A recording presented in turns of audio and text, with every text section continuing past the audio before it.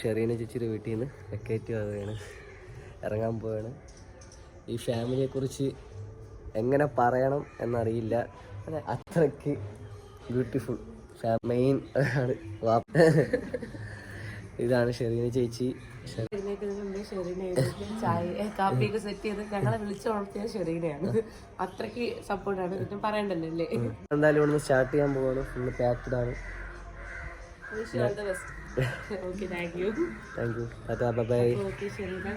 അങ്ങനെ case നമ്മളിവിടുന്ന് ride സ്റ്റാർട്ടാക്കി.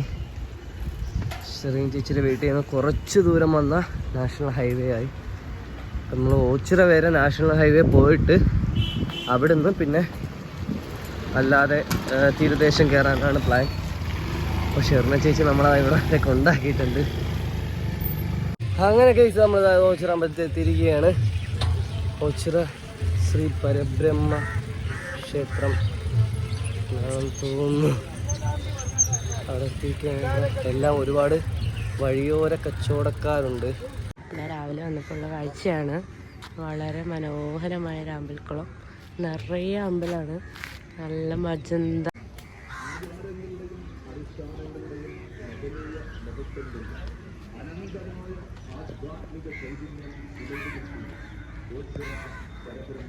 ഓച്ചിറയുടെ വളരെ പ്രശസ്തമായ ഒരാചാരമാണ് ഈ കാള കൊണ്ടുള്ള, അത് കറക്റ്റായിട്ട് എന്താണെന്ന് പറഞ്ഞു തരാൻ അറിയത്തില്ല, പക്ഷെ കാളയാണ് ഇവിടുത്തെ മെയിൻ എന്തോ ഇവിടുത്തെ പ്രധാനപ്പെട്ട വഴിപാടാണ്.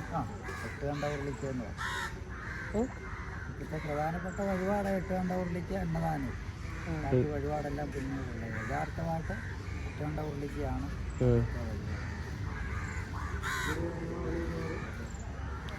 ഒരു ദിവസം ഈ ഒരു കാള എവിടെ കാണുള്ളൂ? അമ്പലത്തിന്റെ കാളയാ?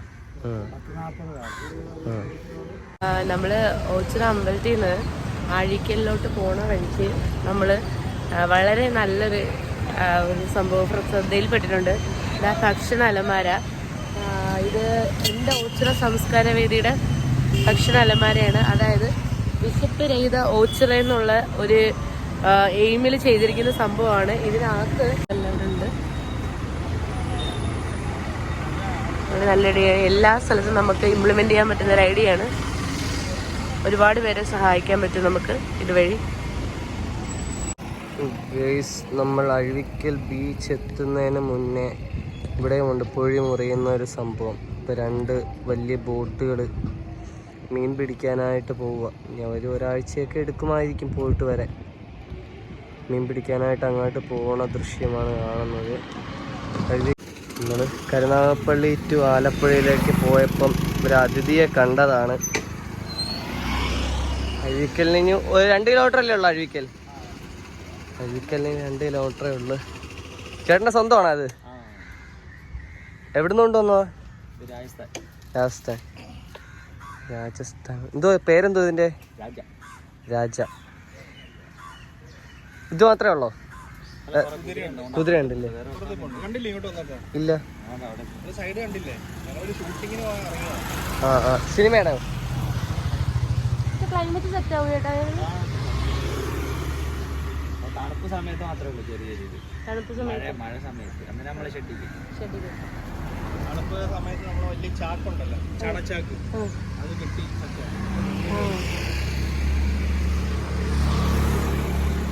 രാജ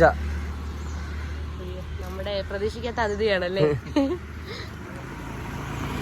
ഒട്ടകന്തോ പോയി അഴീക്കൽ ബീച്ച് സൈഡ് വഴി താണ്ട ഇവരെല്ലാം ഷൂട്ടിങ്ങിനായിട്ട് പോവുക. ഷൂട്ടിങ്ങിന് പോവുക അവർ. നമ്മൾ അഴീക്കൽ ബീച്ചിൻ്റെ ലൈറ്റ് ഹൗസിൻ്റെ അവിടെ നിൽക്കുക. അവിടെ കാണാം നമുക്ക് ലൈറ്റ് ഹൗസ്. നമ്മുടെ കേസ് ആലപ്പുഴയ്ക്ക് ഇനി ഒരു 35 കിലോമീറ്ററും കൂടെ ഉണ്ട്. നമ്മൾ കുറച്ച് ഇനി കടന്ന് വന്ന് അപ്പോൾ ഇവിടെ നമ്മൾ തൊഴിലുറപ്പ് ആൻറ്റിമാരെ കണ്ട്. ബീച്ചിൻ്റെ സൈഡിൽ അവർ തൊഴിലുറപ്പ് ചെയ്യുന്നുണ്ട്. ചെറിയ ആൻറ്റിയാണ്. നമ്മളെ വിളിച്ചോണ്ട് വന്ന് വീട്ടിൽ പോയി വെള്ളമൊക്കെ കലക്കി കുപ്പിയിലാക്കി കൊണ്ട് തന്നിരിക്കുകയാണ്. ആൻറ്റി പറയണെങ്കിൽ ഈ പ്രായത്തിലല്ലേ ഇതൊക്കെ പറ്റുള്ളൂ, ചവിട്ടാനാണോ പറയുന്നത്. Okay, thank you. ഹലോ, ഞങ്ങളിപ്പോൾ പോകുന്ന വഴിക്ക്, അതായത് തീരദേശ റോഡ് പിടിച്ചല്ലേ ഞങ്ങൾ സഞ്ചരിക്കുന്നത്. അപ്പം ഞങ്ങളിപ്പം ആലപ്പുഴയിലോട്ട് പോകുന്ന വഴിക്ക് കുറച്ച് ആൾക്കാർ നിൽക്കുന്നത് കണ്ടിട്ട് ഞങ്ങൾ നിർത്തിയതാണ്. നോക്കിയപ്പോൾ വളരെ മനോഹരമായ പ്ലേസാണ്. തോട്ടപ്പള്ളി അല്ലേ പൊഴി മുറിയുന്ന സ്ഥലം എന്നാണ് പറഞ്ഞത്. ഇതാണ് അവിടുത്തെ ഈവനിങ് വ്യൂ. ഞങ്ങളിവിടെ തന്നെ കുറച്ച് ടൈം സ്പെൻഡ് ചെയ്യുമായിരുന്നു. വളരെ നല്ല ഭംഗിയുള്ള സ്ഥലം. അങ്ങനെ ഗൈസ് നമ്മളൊന്ന് സ്റ്റേ ചെയ്യാനുള്ള സ്ഥലത്തെത്തിയിരിക്കുകയാണ്. സ്റ്റേ ചെയ്യുന്നത് ഇവിടെ ഒരു അങ്കിളും ഒരു ആൻറ്റിയും മാത്രമേ ഉള്ളൂ. ആ ആൻറ്റി ടീച്ചർ അധ്യാപികയാണ്, അങ്കിള് ഗവൺമെൻറ് റിട്ടയർഡ് ആയ ഒരു അങ്കിളാണ്. അങ്ങനെ അവർ മാത്രമേ ഉള്ളൂ ഇവിടെ.